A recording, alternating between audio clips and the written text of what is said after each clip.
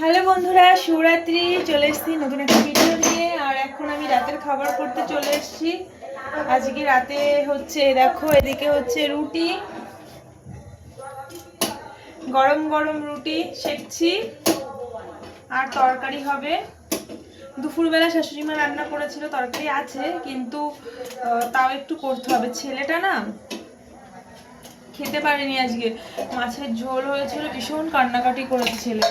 ওর জন্য ভাবলাম যে ছেলের জন্য তো করবো, তাই একটু বেশি করেই করে রাখি, নিজেও খেতে পারবো। আর তোমাদের দাদা ভাই তো গাড়ি নিয়ে বেরিয়ে গেছে, তো ওকেও দিতে পারবো, তো এই কারণে। তো এই দেখো, তোমাদের ব্যাক ক্যামেরায় দেখাই। এই দেখো, এদিকে পেঁপে কেটে রেখেছি, রাতে পেঁপে দিয়ে। আর এই শাশুড়ি মাকে 100 টাকা দিয়েছিলাম, ডিম আনিয়েছি। এত ডিমের দাম আর বলবো। আর তোমরাই বলো ডিমের দাম হবে না কেন? ডিমের দাম হবে না কেন? কারণ ডিম এত ছোড়াছুড়ি করছে, তো দাম তো বাড়বেই।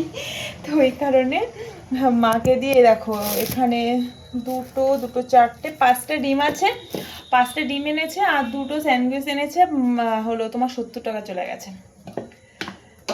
যাই হোক, এদিকে রুটি করছি। রাতে শ্বশুরমশাই শাশুড়ি মা রুটি খায়। তোমাদের দাদাভাই জানি না কি খাবে, ও তো গাড়ি নিয়ে বেরিয়েছে, সেই সকালে ভোরবেলা 4টের সময় বেরিয়ে গেছে। এখনও জানি না সারাদিনে কি খেয়েছে না খেয়েছে, ফোনও করতে ভয় লাগে, রোডের উপর থাকে। তো চলো রুটিও করে রাখি, আর ভাতও আছে, মোটামুটি হয়ে যাবে। আগে রুটিগুলো বানিয়ে নিই, আর একটা রুটি বেলে তারপরে ওইদিকে হলো তোমার পেঁপেটা সিদ্ধ দেবো। আজকে পেঁপে দিয়ে ডিম কোনোদিন করিনি, পেঁপে দিয়ে ডিম আজকে ফার্স্ট টাইম করব, পেঁপে দিয়ে ডিম।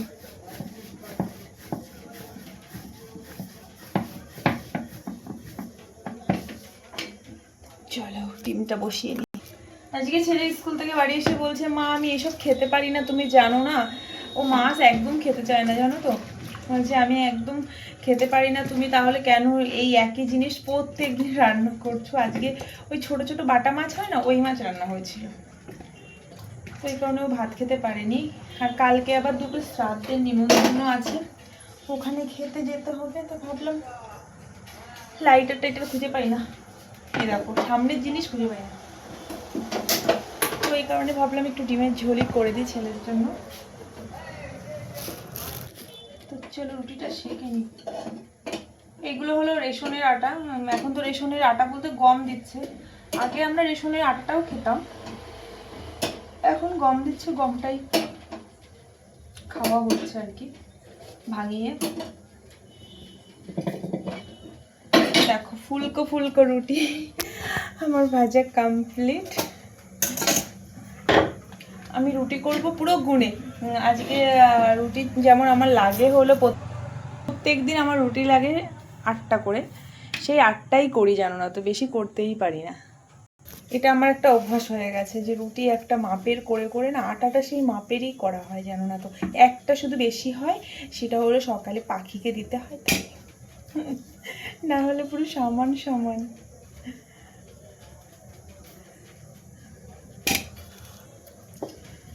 আগে তো রুটি বেলতেই পারতাম না, এখন তাও একটু শিখে গেছি রুটি বেলা।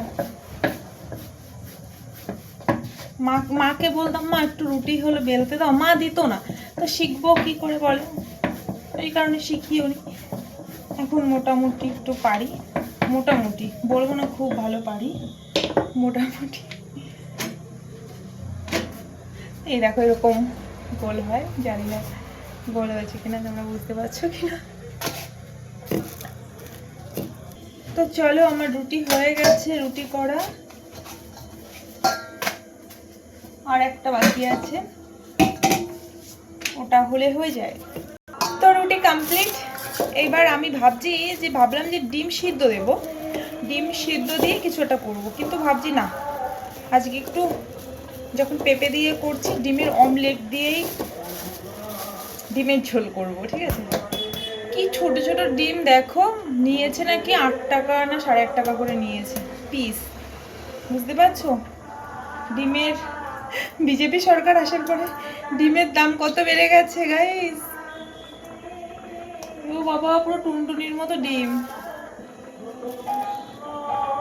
5টা ডিম কত নিল কি জানি, শাশুড়ি মায়ের কাছে শুনতে হবে। বাবা, এ তো মনে হয় 4টেতেও হবে না সবার। কি পুচকে পুচকে ডিম।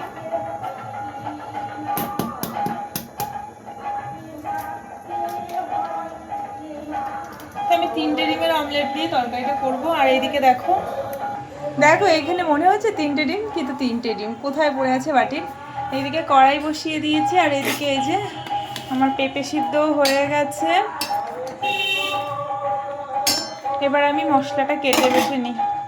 তো কড়াইতে তেল দিয়ে দিয়েছি, এবার ডিমটা ভেজে নেব, কারণ অমলেট করে তরকারি করব, তো আগে ডিমটাই ভেজে নিই। দেখো 3টে ডিম নাকি এইটুকানি, মানে ভাবা যায় বলো। তো দেখো ডিম অমলেট হয়ে গেছে, এবার তুলে নেব। আমি এই গাবলাটাই রাখছি আপাতত। আর এদিকে দেখো ডিমের জন্য সব কিছু রেডি। এই যে রসুন কুচিয়ে নিয়েছি, পেঁয়াজ কুচিয়ে নিয়েছি, আর এদিকে পেঁপে সিদ্ধ। তো এবার কড়াইতে তেল দিয়ে দেব, তারপরে দিয়ে দেব জিরে। জিরেটা একটু লাল লাল করে ভাজা হয়ে গেলে দিয়ে দেব রসুন আর পেঁয়াজ। এবার দিয়ে দিচ্ছি পরিমাণ মতো লবণ, এবার দিয়েছি পরিমাণ মতো হলুদ। এবার দিয়ে দেব সিদ্ধ পেঁপেগুলো, দিয়ে ভালো করে নাড়াচাড়া করে এবার এগুলোকে ভালো করে কষিয়ে নেব। তোমরা এভাবে কে কে ডিমের ঝোল খেয়েছো অবশ্যই কমেন্ট করে জানিও, আর যারা খাওনি অবশ্যই একবার ট্রাই করে দেখতে পারো।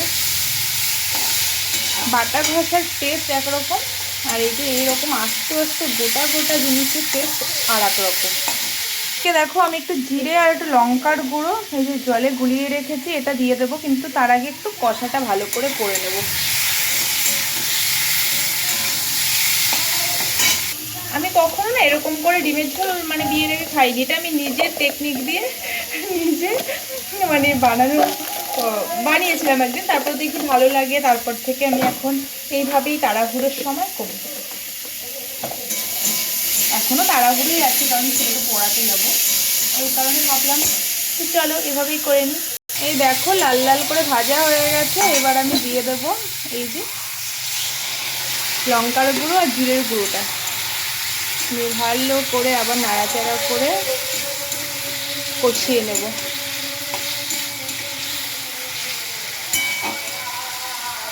তো দেখো আমার কষানো হয়ে গেছে, এবার এই যে আমি ডিমগুলো টুকরো টুকরো করে রেখেছি, এই ডিমটা দিয়ে দেবো এর মধ্যে। তো দেখো জল তো দিয়ে দিয়েছি, এবার একটু ফুটে উঠলে গরম মশলা দিলে রেডি হয়ে যাবে আমার ডিমের ঝোল। কিন্তু বাট আমার ঘরে গরম মশলা নেই, তাহলে কি করব বলো, আমাকে এইভাবেই আজকে এটাকে ট্রাই করতে হবে।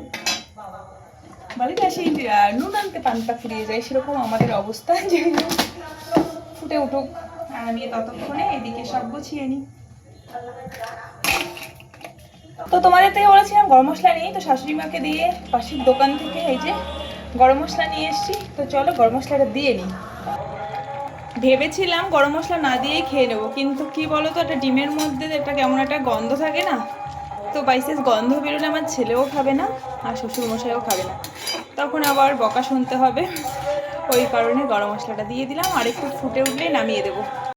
তো এই দেখো আমার ডিমের ঝোল রেডি। আমি এইটুকানি ঝোল রাখবো, কারণ রুটি দিয়ে খেতে হবে, ভাত দিয়ে খেতে হবে, এইটুকানি জিনিস 5 জন আমরা খাবো। তো আমার ডিমের ঝোলটা কেমন হয়েছে অবশ্যই জানিও, তোমরা প্লিজ ট্রাই করে তারপর বলো, কারণ দেখে তো বোঝা যায় না কেমন হয়।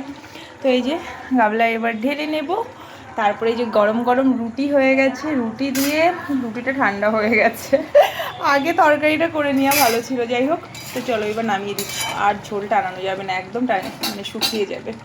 তো এই দেখো ডিমের ঝোল কমপ্লিট, আর এদিকে রুটিও কমপ্লিট। তো এই হলো আজকে আমার রাতের খাবার। তো চলো ভিডিওটা কেমন লাগলো অবশ্যই জানিও, আর সবাইকে টাটা বাই বাই, দেখা হচ্ছে নেক্সট ভিডিওতে। আর যদি তোমাদের ভিডিও ভালো লাগে অবশ্যই কমেন্ট করো, তাহলে আমি উৎসাহ পাবো মানে এরকম ভিডিও করার। তো আমার তো সেরকমভাবে এডিট করার সময় নেই জানো তো, মানে অনেক কাজকর্ম থাকে সংসারে, চাষিবুষি মানুষ, তো এভাবেই তোমাদের কাছে শেয়ার করলাম। তো চলো টাটা সবাইকে, গুড নাইট।